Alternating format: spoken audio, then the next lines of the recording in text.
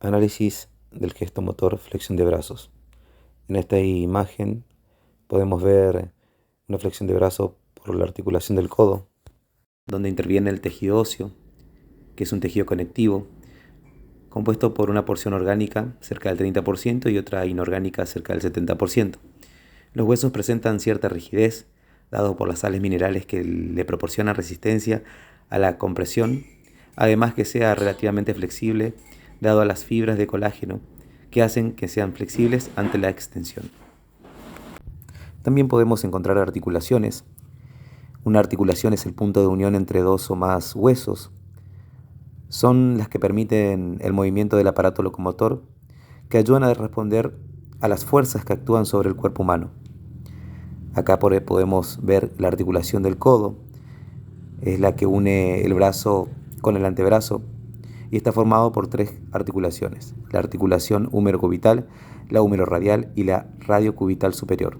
Su función es acercar y alejar la mano del tronco. En esta flexión de brazos vemos una contracción del bíceps, músculo agonista, y una relajación del tríceps, músculo antagonista. Vamos a hablar más adelante de la contracción muscular. En este caso vamos a hablar de la estructura del músculo esquelético, que está compuesto por las fascias o apeneurosis, que son bandas o láminas de tejido conectivo que envuelven a los músculos. Además, existen tres capas de tejidos conectivos que se encuentran en el músculo esquelético. El epimicio es la capa de tejido conectivo más externa del músculo. Una vez que nos movemos hacia adentro, encontramos el perimicio, que rodea diferentes grupos de fibras musculares, separándolos en haces llamados fascículos musculares. De igual manera, cada fibra muscular está rodeada por el endomisio. Por último, las capas de tejido conectivo se extienden más allá de las fibras musculares y se relacionan para formar el tendón del músculo. Cada fibra muscular madura es una célula formada por muchas células indiferenciadas o mioblastos que se fusionan, por lo que cada célula muscular posee muchos núcleos. La membrana plasmática de la fibra muscular se denomina sarcolema y el citoplasma sarcoplasma. Las miofibrillas son las proteínas contráctiles del tejido muscular. En general están compuestas por dos tipos principales de miofilamentos: un filamento grueso llamado miosina y uno delgado llamado actina. La organización mínima de estas fibras, que determinan la unidad de contracción, se denomina sarcómero. En la contracción muscular, en general, los filamentos de miosina toman a los filamentos de actina y hacen que estos se deslicen sobre ellos, haciendo que los discos Z se acerquen, sin que se acorten o modifiquen los propios miofilamentos. El acortamiento de cada sarcómero produce la contracción de la fibra muscular y por lo tanto la de todo el músculo. Cuando el impulso nervioso llega al músculo, el retículo sarcoplásmico, se liberan iones de calcio, los cuales hacen que las proteínas reguladoras se alejen de los sitios donde se une la miosina con la actina. Vamos a aclarar que la cabeza de la miosina tiene un sector donde se une el ATP y otro donde se hidroliza el mismo. La reacción de hidrólisis le confiere energía a la cabeza de miosina. Los pasos de la contracción muscular, el primer paso del ciclo lo vamos a describir partiendo de la liberación del calcio. El calcio se une a la troponina y hace que la tropomiosina descubra los sitios activos de la actina. Los puentes cruzados de unión energizados de la miosina forman uniones fuertes con la actina. Segundo, se libera un fosfato inorgánico de la cabeza de miosina y se produce el golpe de potencia, el cual trae la actina hacia el centro del sarcómero. Tercero, se completa el movimiento del puente cruzado y se libera el adenosindifosfato. Y cuarto, se une el ATP a la cabeza de miosina, lo que permite que el puente cruzado se debilite. En este pasaje, el ATP se rompe formando ADP más un fosfato inorgánico, los cuales permanecen unidos a la miosina. Termina la contracción cuando el calcio es retirado del medio, volviendo a colocar activamente en el retículo sarcoplásmico o cuando no se disponga de ATP. Gracias a estas contracciones musculares podemos realizar diferentes movimientos. Vamos a hablar un poco de la biomecánica, que estudia las fuerzas y aceleraciones que actúan sobre un organismo vivo.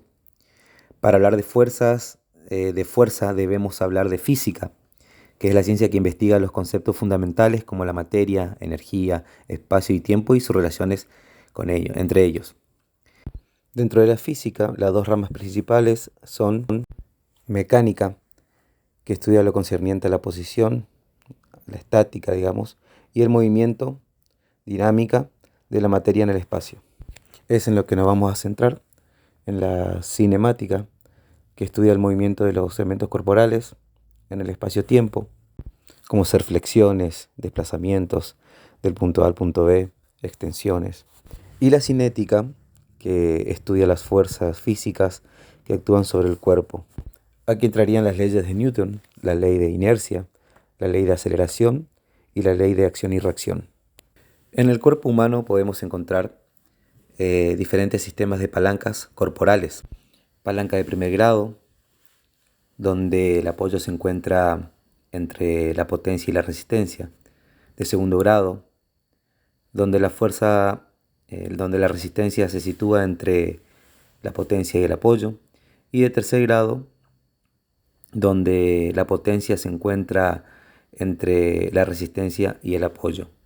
Como vemos en la primera imagen, sería la de primer género, donde la articulación occipitoatloidea actúa como apoyo, los músculos extensores del cuello sería la potencia y el peso de la cabeza sería la resistencia. En la de segundo género, en la segunda imagen, vemos la articulación tibiotarsiana que actúa como apoyo, los músculos extensores del tobillo, donde está la potencia, y el peso del cuerpo sería la resistencia. Y la de tercer grado sería la tercera imagen, donde la articulación del codo actúa como apoyo, los músculos flexores del codo sería donde estaría la potencia, y el peso del antebrazo y de la mano sería la resistencia. Todas estas funciones se dan por la unidad básica estructural y funcional de los seres vivos, que es la célula, que poseen vías químicas capaces de convertir el alimento en forma de energía biológica utilizable. Este proceso se denomina bioenergética.